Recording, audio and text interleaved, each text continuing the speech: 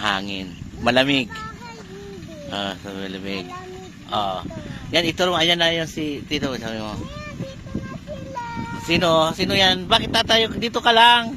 Nagbablog ka eh. Ayan na.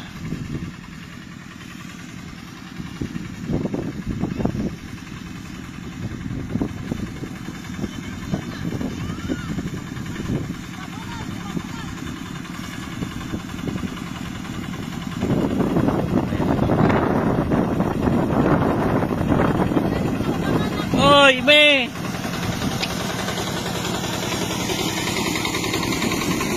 Ime!